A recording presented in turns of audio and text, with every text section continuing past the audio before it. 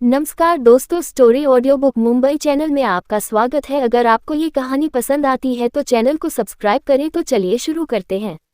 अगले दिन हर्षवर्धन के स्वीट में। अब तक आप लोगों ने सुना कि पार्टी में हर्षवर्धन को ड्राफ्ट दिया जाता है और अनाया उसकी मदद करती है। अगले दिन अनाया हर्षवर्धन की बाहों में ही सो रही थी। हर्षवर्धन की भी नींद सबसे पहले खुली। उसने आसपास का माहौल देखा। उसे पिछली रात की यादें धुंधली धुंधली याद आने लगी। सब कुछ याद करने के बाद हर्षवर्धन की मुठ्ठियां गुस्से से कस गई। उसने पास में देखा तो एक लड़की लेटी हुई थी। पहले तो उसे गुस्सा आया, लेकिन जब उसने गौर किया तो उसे समझ आया कि उसके पास अनाया लेटी हुई है। उसे वहां देखकर पहले तो उसके दिल को सुकून पहुंचा कि उसने कुछ गलत नहीं किया, लेकिन जैसे ही उसे कुछ याद आया उसकी आंखें बड़ी हो गई। उसने तुरंत अनाया के ऊपर से सफ़ेद चादर निकाली और अनाया को गौर से देखा कि कहीं अनाया को कहीं चोट तो नहीं लगी। अनाया की हालत देखकर हर्षवर्धन की आंखें दर्द से तड़प उठी, क्योंकि अनाया के शरीर में जगह जगह पर चोट के निशान थे और वह हर्षवर्धन की वजह से थे। उसने अनाया के शरीर का एक भी हिस्सा ऐसा नहीं छोड़ा था जहां उसने बाइट ना किया हो। थाई से लेकर गर्दन तक, उभार, कमर, हर जगह हर्षवर्धन के बाइट के नीले और बैंगनी निशान थे। इस वक्त दिखने में वह काफी बेदर्द नजर आ रहा था। हर्षवर्धन की हरकत से अनाया की आंखें खुल गई। उसने हल्के से अपनी आंख खोली तो उसकी आंखों के सामने हर्षवर्धन जो बिना कपड़ों के देखा, जो उसे ही निहार रहा था। उसे देखकर पहले तो उसके चेहरे पर हल्की सी मुस्कान आई, लेकिन हर्षवर्धन के चेहरे की उदासी देखकर वह खड़ी होने की कोशिश करते हुए बोली, हर्ष, क्या कुछ गड़बड़ है? लेकिन जैसे ही वह बैठने की कोशिश करती है, उसकी कमर में तेज दर्द होता है, जिस वजह से उसके मुंह से एक चीख निकल जाती है। अनाया की चीख सुनकर हर्षवर्धन तुरंत उसके पास गया और उसे सपोर्ट देते हुए बोला, बीवी, क्या हुआ? तुम चीखी क्यों? क्या कुछ गड़बड़ है? क्या तुम्हें कहीं दर्द हो रहा है? मैं अभी डॉक्टर को बुलाता हूँ। तभी अनाया बोली, तारांकन, नहीं हर्ष, कुछ खास नहीं, बस कमर में दर्द है। इतना बोलकर वह अपनी कमर से हिलने लगती है। तभी हर्षवर्धन की नजरें अनाया की पैरों के बीच गई, जहां पर खून के कुछ धब्बे थे, जिसे देखकर हर्षवर्धन चिंतित आवाज में बोला, बीवी, यह ब्लड। ये सुनते ही अनाया की भी नजर वहां गई। हर्षवर्धन दर्द भरी आवाज में बोला, बीवी, कहीं हमारे बच्चे के साथ तो कुछ नहीं हुआ? चलो हॉस्पिटल चलते हैं। इतना बोलकर वह अनाया का हाथ पकड़ लेता है। इस वक्त वह बहुत ज्यादा डर चुका था। अगर सच में उनके बच्चे को कुछ हुआ या फिर उन्हें नुकसान पहुंचा तो हर्षवर्धन खुद को कभी माफ नहीं कर पाता और वह उस इंसान की जिंदगी बर्बाद कर देता जिसने भी यह साजिश रची हो। इस वक्त उसका खून खौल रहा था। अगर कोई उसके सामने होता है तो वह अब तक उसे जान से मार चुका होता। वह बहुत मुश्किल से खुद को कंट्रोल कर रहा था। तभी अनाया उसको शांत करते हुए बोली, हर्ष, शांत हो जाओ, मैं अभी चेक करती हूँ। इतना बोलकर उसने अपनी नब्ज चेक की। उसके बाद वह हल्का सा मुस्कुराते हुए बोली, कुछ खास नहीं, हमारे बच्चे ठीक है और यह बल तुम्हारी वजह से है। इतना बोलकर अपनी नजरें चुराने लगी। भले ही वह इतने वक्त से साथ थे, कई बार साथ सोए थे, कई बार बिना कपड़ों के एक दूसरे की बाहों में सिमट कर सोए थे, लेकिन हर्षवर्धन की आंखों की तपिश महसूस करके अनाया हमेशा ही शर्मा जाती थी। आज भी बिल्कुल वैसा ही हुआ। हर्षवर्धन अनाया को ऐसे ही बिना कपड़ों के अपनी बाहों में खींचते हुए बोला, मुझे माफ करना बीवी, मैं कल रात आउट ऑफ कंट्रोल हो गया था। अनाया अभी उसे शांत करते हुए बोली, शांत हो जाओ, आज मुझे पता है इसमें तुम्हारी गलती नहीं है, इन सब के पीछे किसी और का हाथ है। तुम चिंता मत करो, बहुत जल्द सारी इन्फॉर्मेशन हमें मिल जाएगी, लेकिन अभी मुझे वॉशरूम में जाना है। तो हर्षवर्धन तुरंत अपनी जगह से खड़ा होता है और पास के टेबल से अपने लिए टावल उठाकर कमर पर बांध लेता है। उसके बाद अनाया को बेडशीट में ही कवर करते हुए वॉशरूम की ओर ले जाता है। अनाया शर्म की वजह से अभी भी हर्षवर्धन के सीने में दुबकी हुई थी। दोनों ही फ्रेश होकर बाहर आते हैं। हर्षवर्धन ने अभी भी उसे अपनी बाहों में उठाया हुआ था, यहाँ तक कि कपड़े भी उसने खुद अनाया को पहनाए, उसके बाल ड्राई किए और बाद में किसी प्रिंसेस की तरह सोफे पर बिठा दिया। तब तक तुम भी साफ हो चुका था और उन लोगों के लिए ब्रेकफास्ट भी आ चुका था। हर्षवर्धन अनाया को अपनी गोद में बिठाते हुए ही हल्का फुल्का नाश्ता करवाता है। तभी दोनों सेक्रेटरी भी वहां आते हैं। उन दोनों को देखकर अनाया गहरी आवाज में बोली, क्या कुछ पता चला? सबसे पहले सेक्रेटरी रजत आगे आते हुए बोला, मैडम, मैंने पूरी इन्फॉर्मेशन निकाली है। इन सब के पीछे मिस मित्तल का हाथ है। उसी ने वेटर को ड्रग दिया था और हमने पूरी होटल की इन्वेस्टिगेशन की है। हम ये तो नहीं जान पाए कि मिस्टर स्मिथ के फ्लोर पर, जहां पर बॉस को रखा गया था, वहां पर बॉस के साथ और कौन था, लेकिन इसमें जरूर किसी और का हाथ है। ये सुनकर अनाया गहरी सांस लेती है। तभी हर्षवर्धन अपने खतरनाक आवाज में बोला, पता करो इस दिन मिस्टर स्मिथ के साथ कौन था। वही इंसान मेरे साथ कमरे में था, क्योंकि मार्क्स ने ही उस इंसान की मदद की है। ये सुनकर अनाया हर्षवर्धन को देखते हुए बोली, मिस्टर हस्बैंड, क्या तुम्हारी मिस्टर मार्क के साथ कोई दुश्मनी है? तो हर्षवर्धन बोला, कुछ खास नहीं बीवी, वक्त रहते तुम्हें भी पता चल जाएगा। अभी के लिए तुम्हारा यही जानना जरूरी है कि तुम्हें उस सावधान रहने की जरूरत है। वह कोई आसान टारगेट नहीं है।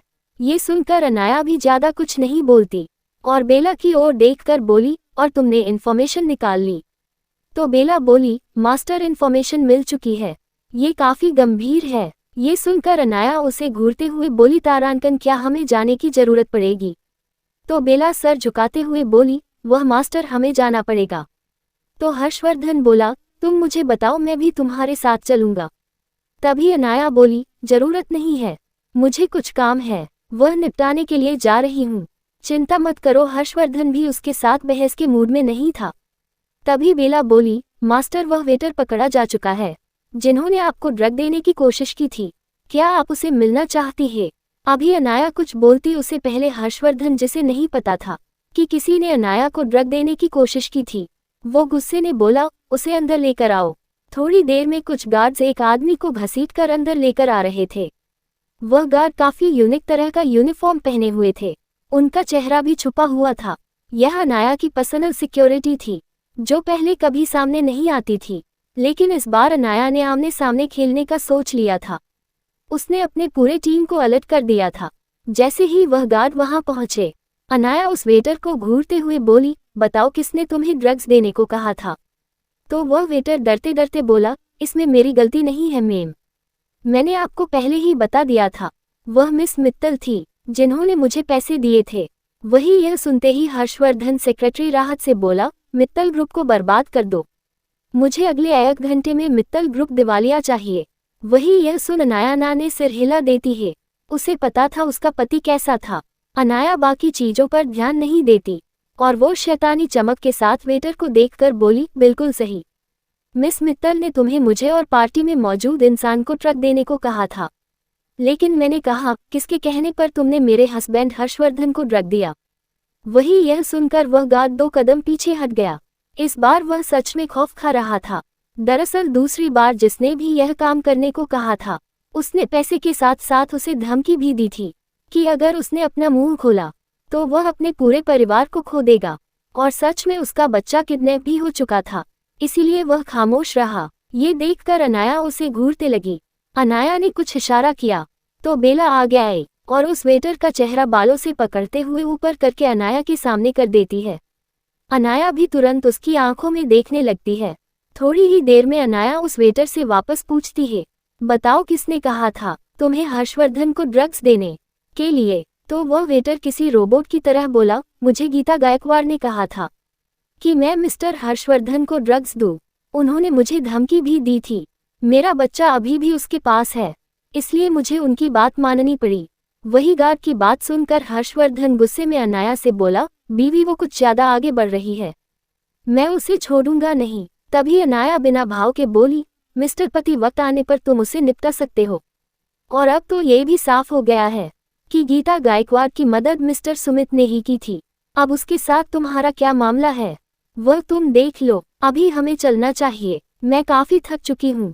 रावत मेंशन में दूसरी ओर हर्षवर्धन पार्टी से जैसे ही घर पहुंचा, उसे मीनल देवी का फोन आया। उसने उसे रावत मेंशन आने का ऑर्डर दिया। मीनाल देवी की बात सुनकर ना चाहते हुए भी हर्षवर्धन रावत मेंशन चला गया, लेकिन वह अनाया को साथ लेकर नहीं गया। अनाया अभी भी अपने मेंशन में थी। जैसे ही हर्षवर्धन मेंशन में पहुंचा, मीनल देवी जो सोफे पर बैठी हुई थी, वह अपने हाथ में पकड़े हुए चाय के कप को हर्षवर्धन के पैरों के पास रखते हुए गुस्से में बोली, तुम खुद को कुछ ज्यादा ही बड़ा समझ रहे हो। तुम्हारी हिम्मत कैसे हुई गायकवाड़ परिवार की बेइज्जती करने की, वह भी इतनी बड़ी पार्टी में। जब तुम्हें पता था कि तुम्हारी शादी मैंने पक्की की थी गीता के साथ, तो तुम्हारी हिम्मत कैसे हुई उस लड़की को अपने साथ पार्टी में ले जाने की? वह बस एक मामूली लड़की है, इसके आगे पीछे कोई नहीं है। तुम्हारी हिम्मत कैसे हुई मेरे खिलाफ जाकर उसे दुनिया से मिलाने की? मैं अभी यह सोच रही हूँ कि तुम कैसे उसे पीछा छपे छोटे ऊ की मात्रा अड़ पे आ की मात्रा ओगा पे ए की मात्रा यू है और उसे तलाक दोगे। लेकिन तुम तो हद से ज्यादा आगे बढ़ रहे हो। मैंने सुना है वह लड़की प्रेग्नेंट है। मैं नहीं चाहती कि कोई भी एरा गैरा मुंह उतर कर रावत परिवार के वंशज को अपने कोख में रखे। जल्द से जल्द इसे पीछा छुड़ाओ और सबसे पहले तो उसके कोख में पल रहे बच्चे को रास्ते से हटाओ। मुझे गंदे खून से साफ साफ नफरत है। वही मीनल देवी नहीं जानती थी कि उसकी बातें हर्षवर्धन के आखिरी बर्दाश्त को भी तोड़ रही थी। मीनल देवी अभी अपनी बात पूरी ही करी थी, तभी हर्षवर्धन एक लात के साथ वहां पड़ा हुआ टेबल तोड़ देता है। वह बस अपने गुस्से को शांत कर रहा था। उसके बाद अपने खतरनाक आवाज में मीनल देवी को घूरते हुए बोला, दादी माँ बस बहुत हुआ। मैं आपकी इज्जत करता हूँ, इसका मतलब यह नहीं है कि आप अपने मुंह में जो भी बकवास है वह बोल दो। आज तक मैंने आपको बहुत बर्दाश्त कर लिया। आपने अपनी साजिश के चलते मेरे डैड की जिंदगी बर्बाद कर दी, उन्हें मौत के मुंह में भेज दिया। मैं खामोश रहा। मेरी मॉम और डैड ने इतने साल बर्दाश्त किया। डैड कोमा में रहे, फिर भी मैंने आपकी हर नाजायज मांग को पूरा किया। यहाँ तक कि आपको रावत इंडस्ट्री में जो भी मनमानी करनी थी आपको करने दी। मैं चुप रहा। आपने छुपकर जितने भी गलत काम किया तब भी मैं चुप रहा। यहाँ तक कि आपने कई बार मेरे नाम का इस्तेमाल किया, मुझे प्रेशराइज किया। मैं चुप रहा। आपने मुझे किसी इंसान की तरह नहीं किसी मशीन की तरह देखा जो आपके मकसद को हासिल करने की एक चाबी बनकर रह गया। फिर भी मैं चुप रहा। लेकिन अब बस बहुत हुआ। आपकी हिम्मत भी कैसे हुई मेरे बच्चे को मारने की सोचने की? अब तो मैं आपको किसी इंसान की तरह भी नहीं देख सकता। आप जानती भी है कि आप अपने गुस्से में क्या बकवास किए जा रही है। आप बिना किसी वजह के बस अपने स्वार्थी इच्छा को पूरी करने के लिए एक मासूम जान को मारने की सोच रही है, और वह भी हर्षवर्धन रावत के बच्चे को। और आपको ऐसा क्यों लगता है कि आपकी यह घटिया सोच पूरी भी होगी? वही हर्षवर्धन का खतरनाक अंदाज और उसकी बातें सुनकर मीनल देवी जो खुद को 30 मार खान समझ रही थी, वह डर से कांपने लगी थी। इस बार मीनल देवी अपनी हद भूल चुकी थी।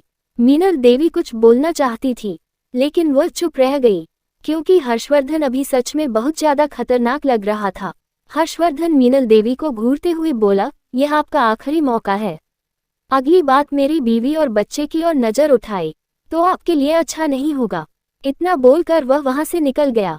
हर्षवर्धन इस बात से अनजान था कि हॉल में जो कुछ भी बातें हो रही थी वह दूसरे साइड के हॉल में बैठा हुआ एक परिवार सुन रहा था। गायकवाड़ परिवार सुबह सुबह यहाँ आ गया था और उन्होंने ही यह कंप्लेंट की थी कि हर्षवर्धन ने सबके सामने उनकी बेइज्जती कर दी। यहाँ तक कि उन्होंने तो मीनल देवी को भी बहुत सारी बातें सुनाई थी, जिस वजह से मीनल देवी अपने आपे से खो चुकी थी। और हर्षवर्धन की यह हरकत मिलन देवी को और गुस्सा दिला गई, क्योंकि उसकी इज्जत गायकवाड़ परिवार के सामने भी जा चुकी थी। लेकिन फिर भी वो अंदर से डर रही थी, क्या असली मास्टरमाइंड सच में गीता थी या फिर गीता गायकवाड़ की आड़ में कोई और ही था। गीता और हर्षवर्धन मिले मीनल देवी की मदद से। अगर आपको अगला एपिसोड चाहिए तो लाइक करें, कमेंट करें और चैनल को सब्सक्राइब करें।